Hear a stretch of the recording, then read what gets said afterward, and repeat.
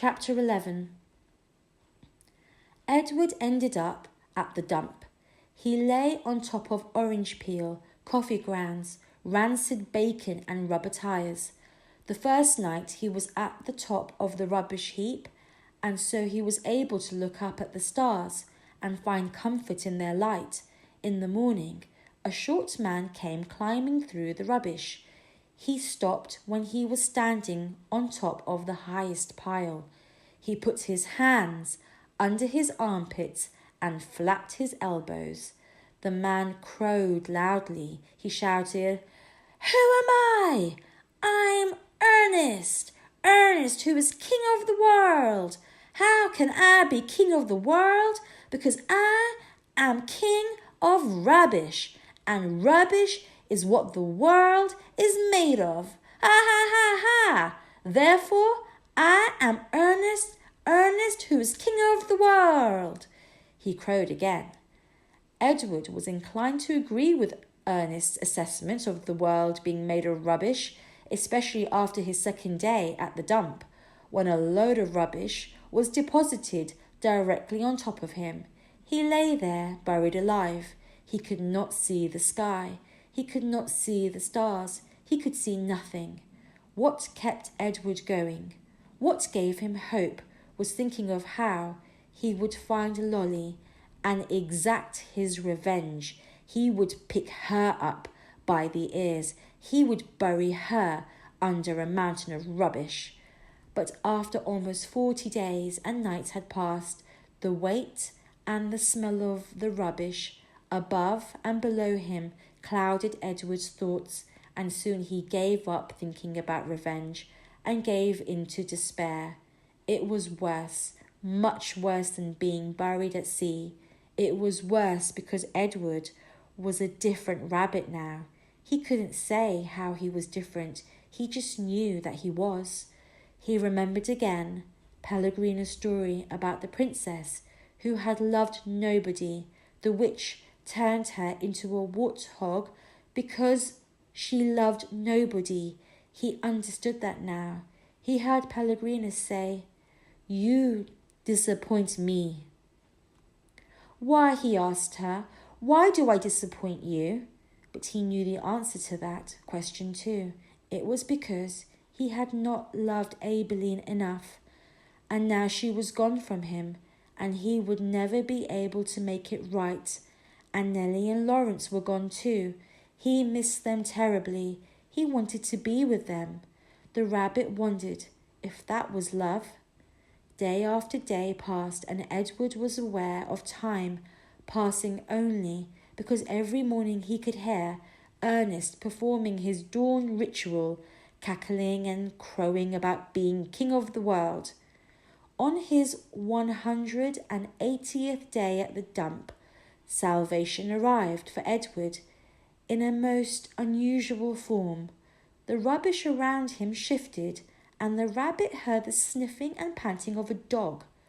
Then came the frenzied sound of digging.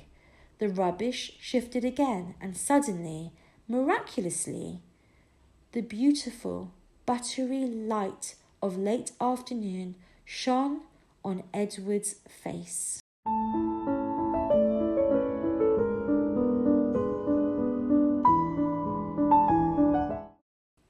Chapter 12.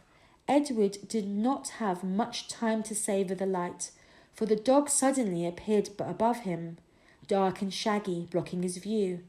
Edward was pulled out of the rubbish by his ears, dropped, and then picked up again, this time around the middle, and shaken back and forth with a great deal of ferocity. The little dog growled deep in its throat and then dropped Edward again and looked him in the eye. Edward stared back. "Hey, get out of here, you dog!" It was Ernest, the king of rubbish, and therefore king of the world. The dog grabbed Edward by his pink dress and took off, running. That's man! All rubbish is man!" Ernest shouted. "You come back here!" But the little dog did not stop. The sun was shining, and Edward felt exhilarated, who, having known Him before would have thought that he could be so happy, now crusted over with rubbish, wearing a dress, held in a slobbery mouth of a dog, and being chased by a madman. But he was happy.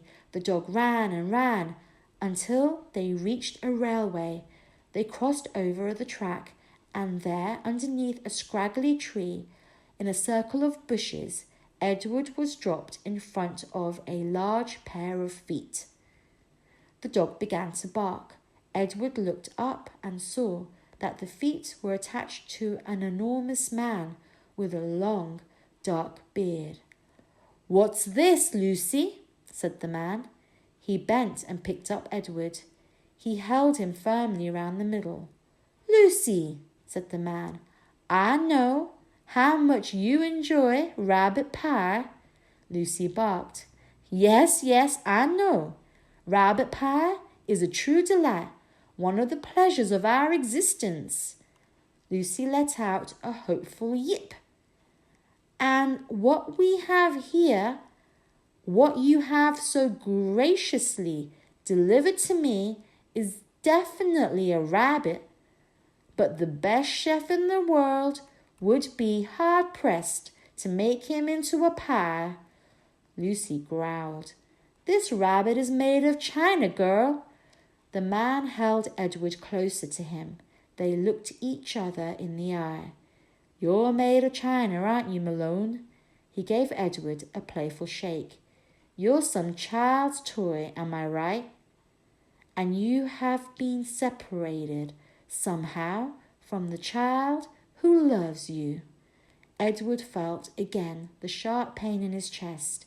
He thought of Aileen. He saw the path leading up to the house on Egypt Street.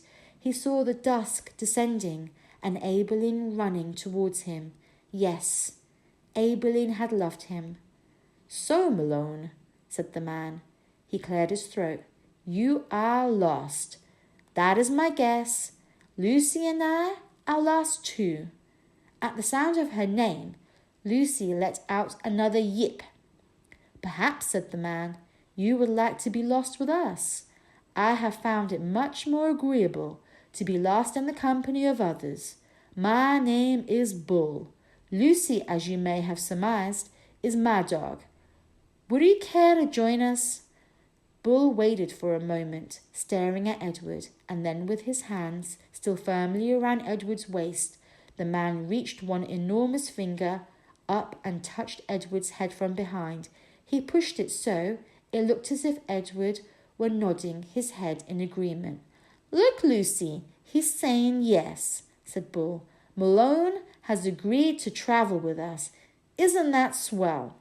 Lucy danced around Bull's feet, wagging her tail and barking, and so it was that Edward took to the road with the tramp and his dog.